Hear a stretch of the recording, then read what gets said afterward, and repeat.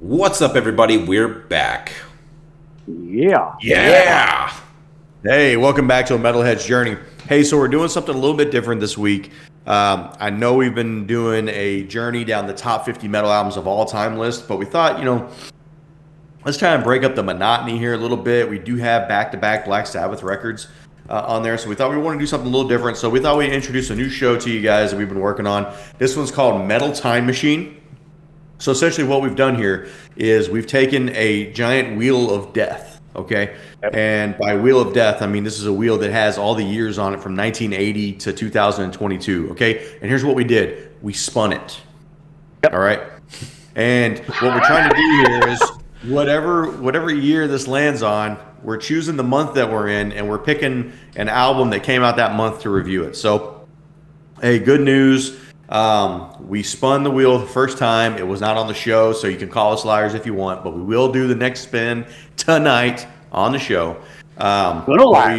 We landed in 2002, okay? In May of 2002, there was a little ditty that came out, little album called Alive or Just Breathing from Killswitch Engage. And we thought, fuck it, man, let's do it because that's a great album. That's an all-timer. Yep, absolutely. And that's what we're here to do. We're here to talk about that album from Killswitch. So here we'll do kind of give it the same treatment that we do in our top 50 metal albums list. We'll do a little bit of the history of the band, and then we'll hit our metal rundown right afterwards, and we'll break it down a little bit for you. So here we go. Killswitch Engage, Alive or Just Breathing. Killswitch Engage, formed in 1999, is an American metalcore band from Westfield, Massachusetts. The band was formed after the disbanding of Overcast and Aftershock. The band's name derived from an episode of the TV series. Do you guys know this one?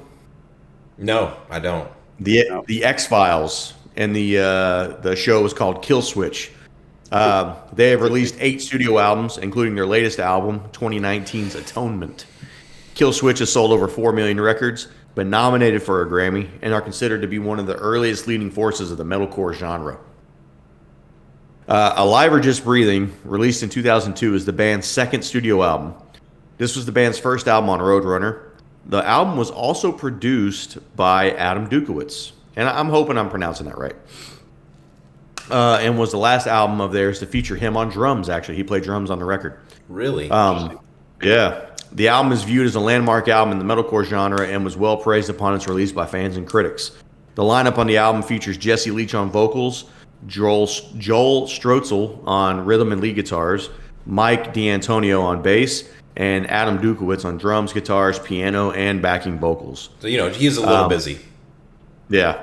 The album produced 3 singles, Self-Revolution, My Last Serenade, and The Elements of One.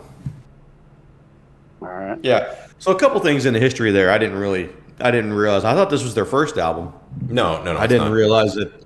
I didn't realize, I guess, that they have a self-titled record before this, I believe, is what I saw. But I was also shocked to find out that this is their first major studio release, and not to step all over production later on, but that Adam actually produced the album. Like how often does that happen? I don't know. I guess you want to try and save some cash. Well, Yeah. we'll talk about that when we get there. Yeah. But let's get into musicality here. So, look, I'll jump in first here. I don't think I was trying to remember as we were listening to this over the last week or 2 weeks, what was the first Killswitch song I heard? And I think the first song I ever heard from them was My Last Serenade. But I think I heard this album a little bit later. I think the first album I heard from them was the album that came after this, and for some reason I'm blanking The End of on it Heartache. right now. Yeah, The End of Heartache.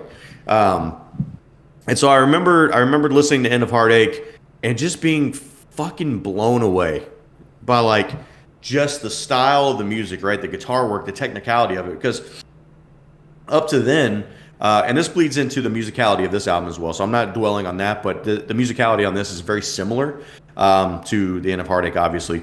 The technicality of the riffs, the melodies in it, the little melodies you have from the guitar over the top of just these nasty halftime riffs, right?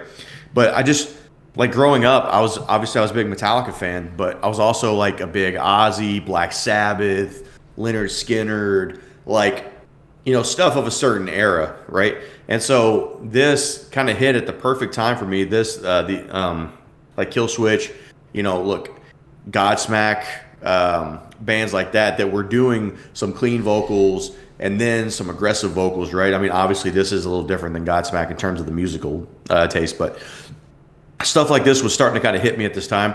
And dude, this was like nostalgia overload for me, man. Like this took me back. It made me feel like I did again when I first heard them. I mean, the riffs are unbelievable. The solos are so good. The vocals, like the clean to nasty, dirty vocals. What am I thinking? Screaming vocals. Yeah, whatever. I mean, awesome, dude. Like every song on this fucking album is a banger. There's not a skipper on this album. I thought it was great, and I mean, look, Adam Dukowitz obviously is the driving force of this band and of this album. And dude, I mean, every riff on this fucking thing is nice. Yeah. Jason? I'm going to agree with a lot of what Josh says as far as musicality. Heavy riffs, plenty of headbanging tunes. I didn't have any skippers on here. I did not listen to Killswitch. This is my first foray through them. The only time I had heard them prior was when I assume when me and Josh were riding together or living together. I enjoyed it. Was it the greatest music I've ever heard in my life? No, but this is, like I said, this is something I had not experienced before, and I was not upset. So I also similar to Josh. I do have some history with this record. 2002. That was high school days for me. And at the time I was listening to I'd really just gotten really into past like the gateway metal bands for myself at that time. So I had already Metallica was already a thing. And some of the really like I was really into Bush for a period of time there in middle school. Yeah, dude, 16 Stone. Yeah, everybody had that record. Come on, look, yeah, there was stuff like that. But in this time frame, leading up to like 2001 and 2002, that's when I was getting into Dream Theater. That's when I was getting into Death really heavily. And that's really when I started getting into metalcore around that same time as well.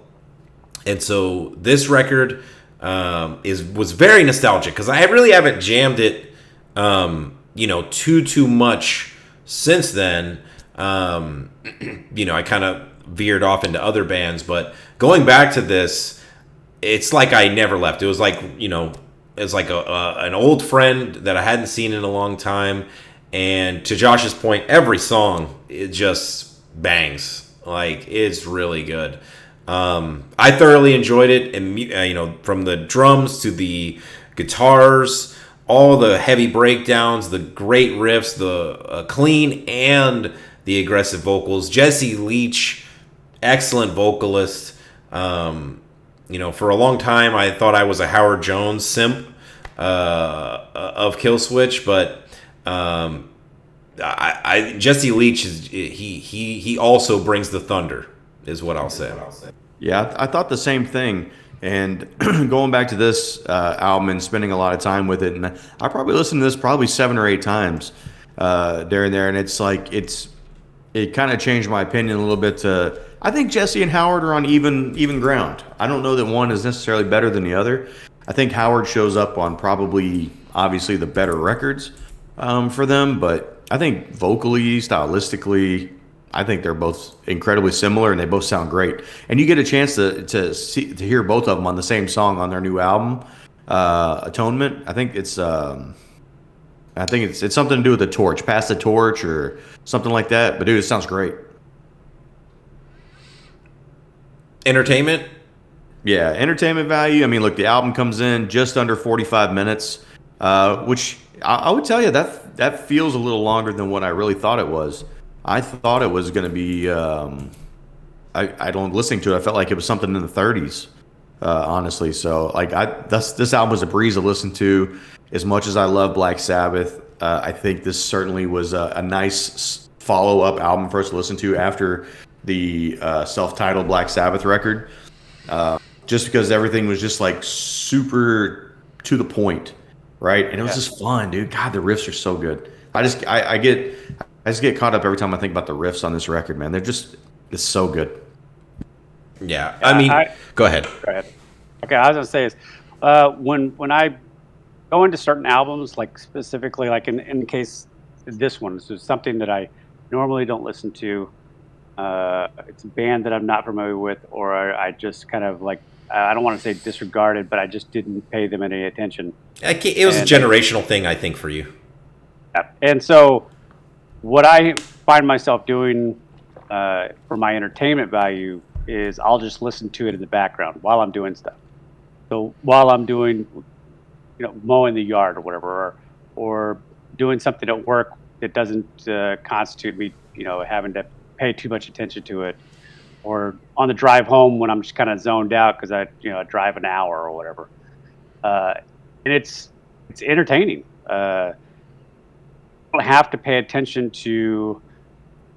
Again, I don't have to pay attention to skipping any songs. I don't have to pay attention to any of it droning on for fucking too long. It gets to the point. Most of the riffs, to what you guys have said, are bangers. The vocals come in and out, so they don't overpower you with too much of one thing. And it's an easy listen. It does not, like, I didn't think it was 45 minutes to what you said, because there's no 12-minute epic on there, I guess. It just kind of cruises along, and the next thing you know, you're done. I know that there's two different times I was listening to this album where I was like, wait, I finished it. This is a different band. Because Spotify just takes you someplace else. Yeah. It's funny you say that, because I feel like that's one thing that you don't get from them ever, is like that 12-minute epic. I feel like they're one of those bands that could put one together and it'd be like really good. Like I feel like they have the capacity to do that. Yeah. But I can't remember ever hearing one from them. Yeah, as far as like the entertainment value for me, I think this was an instant attention grabber. To kind of utilize some of what Jason said as far as not needing to pay attention to it. Because I think this album commands your attention because the riffs are so grabbing, right? Like, the song Number Days starts like, the time approaches. And like, you're just right in. You're like, oh shit, okay, sorry, Jesse, I'll pay attention to you, okay? My bad. Like all the songs, like from start to finish. When I looked at the track list initially, I was like, oh man, this is gonna be front loaded. Because I knew I recalled all the singles, but I thought the album holds up very well. It's 12 songs, but these songs, they come in, they do what they gotta do, verse, chorus, done, and it's like Josh and both of those guys said, breeze to listen to. It's not even difficult at all. What did Adrian have some opinions on like the musicality and entertainment value at all? Well, Adrian neglected to share. He didn't send it. And he neglected to share his important notes. But well, look, considering the style of music we played in our band and some of the stuff that he wrote, this album and this band is definitely an influence on his guitar playing. So I can only imagine he liked the album. Yeah, I'm gonna make the executive decision that he probably rated this album somewhere between a 6.5 and a 7. It would be my guess. I'm gonna pencil him in for a 6.5, but we'll get to that. Jesus, that'd be too low. Dave, what's your top tracks? It's funny. I said that I wasn't gonna pick a lot of the singles, but man, I'm gonna be real with you. A lot of them just hit so hard. But I'll try to do this. I'll try to do this right. And as always, I'm gonna not do I'm gonna break the rules. So my number 4 is going to be Life to Lifeless. It's a great track. Fantastic. I mean, all of them are good. Number 3, Number Days. A good intro. Great intro. Number 2, Fixation on the Darkness. Fantastic song. Number one, My Last Serenade. Now, I kind of want to cheat here. I'm going to. I'm going to say it was a tie for number one between My Last Serenade and Just Barely Breathing. That song, Just Barely Breathing, I forgot how good that song was. It's the second longest song on the record, just under 6 minutes. But that song actually kind of gives you that epic feel without being 9 minutes long, right? But it's the closest thing that they have on this record to do that. So, but My Last Serenade also, I mean, that song is just near perfection. Yeah. Jason, what'd you have? Good for me. I do not know what the singles were, so I didn't get to cheat. Unfortunately, I guess I'm just a good picker here for singles. I don't know, but I do have two that I'm going to give honorable mention to because they finished tied in my little listing here, and that's Rise Inside and Numbered Days. My number 3 is Element of One. Number 2 is Fixation of Darkness or On the Darkness. And number 1, and it's not close. This is the only one that I kept and put into my master playlist, and that was Just Barely Breathing. Really? Yeah. That song So you don't even have My Last Serenade on here as an honorable mention? It is the 5th song on my list. Interesting. Yeah. It's a good song. Don't get me wrong. But as far as how my scoring went, it was the 5th song. Yeah, Just Barely Breathing is such a... God, that song is so good. All right, well, you guys aren't going to like my list. Hey, honorable mention, I have Self-Revolution on there, second song on the album, great song. Number 3, I feel like this is kind of a deep cut. Nobody else had it. Temple from the Within. Dude, just a nasty little breakdown in it. It was nice. I just really like that song. 2, Fixation on the Darkness. I mean, come on. And number 1, you already know, My Last Serenade. It was the first song I heard from him. And look, I won't sit here and say it's the best song on the album, but it's definitely my favorite song.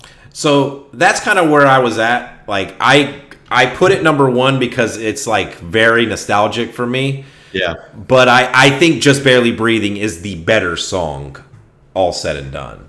Yeah, it's not even on my list. That's because you're dumb. Dang. But we've learned that a lot tonight. So You're a meathead. Yep. That's fair. you're a booger production- eating. What is it? A booger eating moron. Yeah. There you go. Audio production, we kind of talked about this a little bit earlier, but still, I mean, look, the album sounds great. And I feel like this is probably, I don't know if this is a remaster or not, or if this is just the original production. But I listened to it on the original CD, and the audio production back then was great. Like, I'm still shocked that they let the guitar player in this band produce their first big studio record. Like, that's crazy to me. Isn't that crazy? Yeah. Well, I think some shout out would be to Andy Sneap, who did the mixing and mastering of the record. And I'm familiar with his name. I'm not immediately familiar with the other albums that he's done, but I know or at least at the time, he was very big in the metal scene as far as mixing and mastering and producing. But no, I did want to call out Adam Dukowitz as well. The dude is just a musical genius. I don't know if there's any other way to put that. I mean, the dude played every instrument except singing, and I know he's a good singer because I've heard him in his other project that he had with Jesse Leach, where he sings on that record. I'm blanking, so that's why I tried to move past it. I thought I had it, but yeah, I can't. But somebody tell us in the comments so we can look stupid.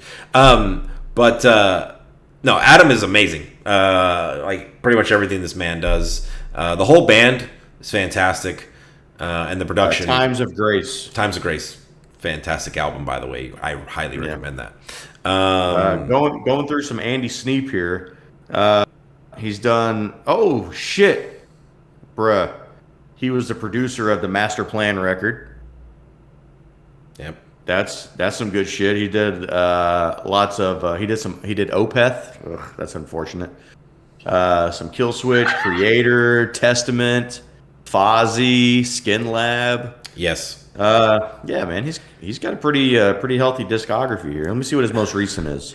So overall, while Josh is looking that up, overall I would say the production is fantastic. I think it adds to the music very well, and I think that's what really helped kind of feel like a breath of fresh air for me going to this record. Just the modern production. He did the mastering and the mixing for Dream Theater, A View from the Top of the World. Fantastic. Yeah. I'll keep mine short because it's just going to echo what you guys said. Production sounded fine. It sounded like a modern album. Didn't sound dated. Good all around. Yeah. Man, there's all kinds of good songs on here. Or good albums. Anyway, all right. Hey, coming up to Legacy. This is where we like to kind of give our score, our metal rating for the album, and just kind of give you some context here. The way we score these albums is not like you would see on some other sites. A lot of people would give a 7 as being an average score. For us, an average score is a 5. So anything, if we give this a 5 or better, that's at varying levels of we would recommend you listen to this record. Anything below a 5, so 4.9 down to 0, is varying levels of like, you know, some Emperor Venom type dog shit. Look, people like those. Okay, so that's why I said just varying levels of don't listen. Don't listen to it. Yeah, yeah. Who wants to go first? Jason. I'll go first. All right. Since I'm new to this band, I didn't have any expectations, and even though I enjoyed it, I didn't get sucked in to more songs like I would have hoped. Most of the songs for me were in a very tolerable range of enjoyment. Nothing that I wanted to save. Nothing that I wanted to add to my main list. So while I would say that I would definitely listen to this band again because the strong songs that they have make me believe that there's even better songs, you know, that I can find within their catalog. I gave this a 6.4. That's too low. That is very low. Even though that is a recommend, and that's still a solid score. Yeah. I'll go next. Look, like I said, I don't think it's any secret. I'm going to give this a good score here. You know, nostalgia all day long. I loved listening to this record. I'm coming in with a robust 8.4. Wow. That is stouter than me, and I thought I was giving it a pretty decent score. I love this record as well. The nostalgia did hit pretty hard, but I couldn't put it in the 8s personally. But I have it in the 7.8. Okay, 7.8 is still good. Look, I don't think this is real here. Adrian is chiming in through text message saying that he is going to give this album a 4.0. I'm going to give him just like 10 more seconds of vamping here to change that before we move on. Hey, Dave, while we're here, before we get Adrian's hopefully real score, do we want to go ahead and spin the Wheel of Death for the next Metal Time Machine? Oh, well. Yeah, I mean, I will definitely spin this. Give me 1 second to set up here. Let's hope this goes through good. Adrian apparently is saying that you do not know him as a friend. Yeah. Okay. So. I'm spinning the wheel, guys. Here we go. All right. Big money. No whammies. No whammies. It's going to be a recent one, relatively speaking. 2011 is the year. Okay. So we're going to be so just so you guys know how this works, we're going to be trying to pick a metal record that was released in June of 2011. We're not going to deliberate that right now. We're going to find out off camera here. And then, look, you'll see it next month in June whenever we're ready to do the next Metal Time Machine. Okay, Dave, it looks like Adrian is going to stick with his 4.0. So when you factor all of our scores together there, what do we have here? That is a stupid tragedy. I agree. I Adrian is a remarkably unremarkable panelist on this show. that is so dumb. I have I to sit thought here. I had the lowest. I just have to sit here and trash him for a second while he can't defend himself. like a 4? That is really dumb. That is him saying that he doesn't recommend people listen to it. Like, give me a break. I feel like that was a knee-jerk score, but whatever. That's what he wants to give it. That's fine. That puts us at a 6.65, which, hey, look, in the grand scheme of how we do our ratings, that is still a B tier. Solid recommend. A B tier album. A solid recommend. You know, I think Adrian personally was trying to have our score be lower than the Black Sabbath self-titled score. He did not succeed. So this still got the higher rating than the Black Sabbath album. And I said it would. Yeah, but that's just the self-titled, not Master of Reality. Yeah, correct. What we're going to be doing next week. Yeah, I'm very happy we got to do this record, and I got to kind of take a trip down memory lane. It was really fun. Yeah. All right. Well, hey, hope you guys like the show. Hope you like the concept. We're going to come back next month, like I said, with something from June of 2011. Hey, you know, take a look in June of 2011 if you want and try to see what we're going to do. See if you can predict it. Let us know down in the comments. But hey, hope you liked the video. If you did, please give us a like, give us a subscribe. We're putting out weekly metal content. We got metal reactions, metal reviews, and metal time machines apparently now too. So, hey, in the meantime, live long and prosper. Take it easy, everybody. See ya. Later.